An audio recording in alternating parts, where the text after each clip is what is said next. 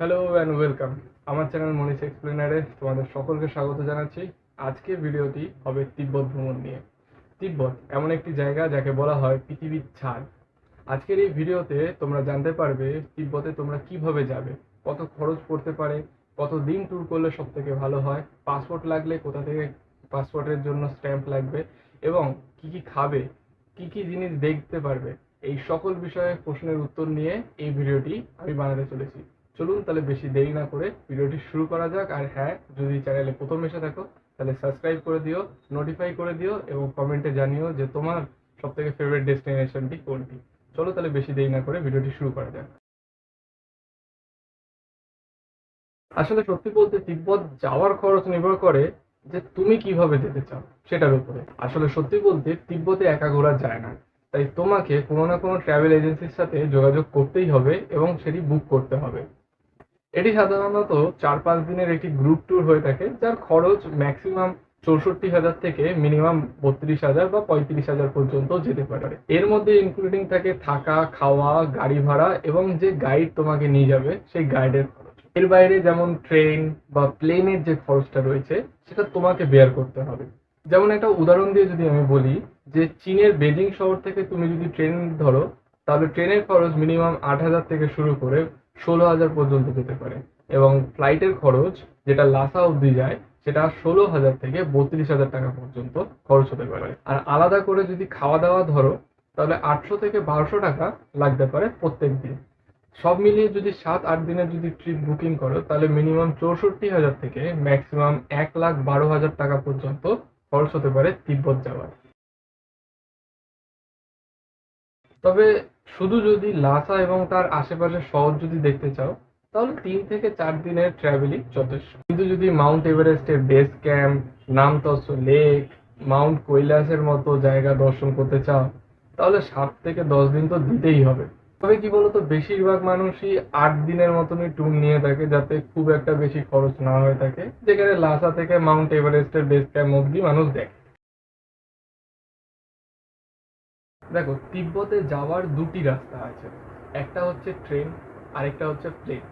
এটা মনে রাখা দরকার যে ভারত থেকে ডাইরেক্ট লাদাখ যায় না, বা লাদাখে যেতে গেলে প্রথমে চীনে যেতে হবে। চীনের যেরকম বড় শহর যেরকম বেজিং, সাংহাই রয়েছে, সেই বেজিং বা সাংহাইয়ের যে কোনো বড় শহর থেকে ফ্লাইট ধরে লাসা অবধি যাওয়া যেতে পারে।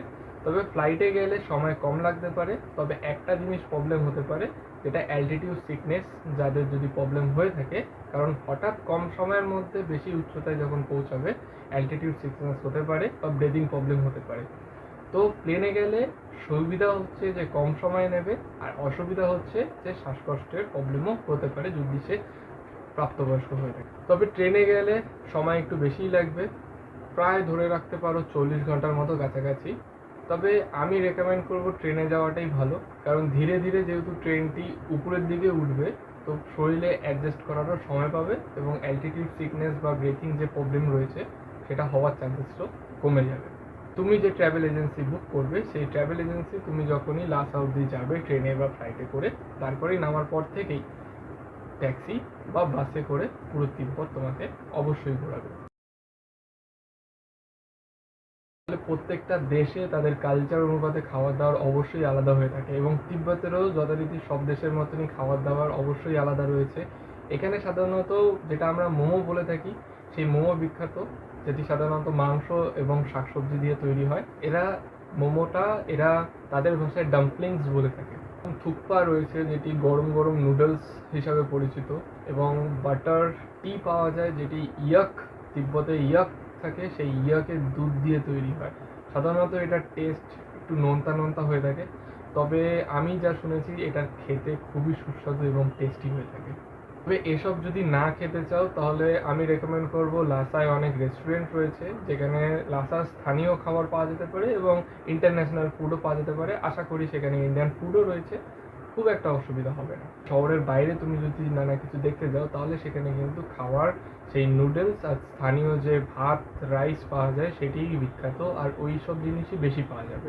তো খাবারের দিকে একটু প্রবলেম হতে পারে লাসা শহরের বাইরে যদি তুমি ঘুরতে যাও। তবে আমি বলবো নিরামিষীদের জন্য অনেক অপশন রয়েছে, তো খাবার দাবার নিয়ে যারা নিরামিষ ভেজিটেরিয়ান রয়েছে তাদের খুব একটা অসুবিধা হবে বলে আমার মনে হয় না।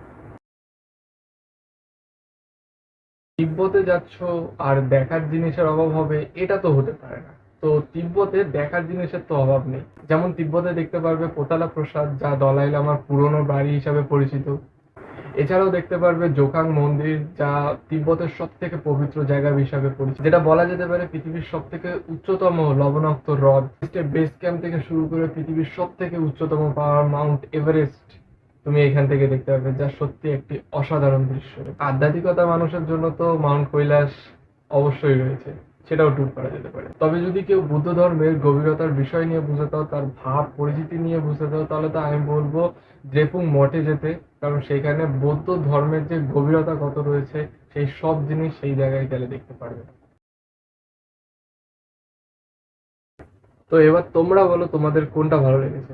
আমি আশা রাখবো যে তিব্বতের এই ভ্রমণ গাইড তোমাদের সাহায্য করবে তিব্বত ভ্রমণের জন্য। এই ভিডিওটি যদি তোমাদের ভালো লেগে থাকে তাহলে অবশ্যই আমার চ্যানেলটি সাবস্ক্রাইব করো।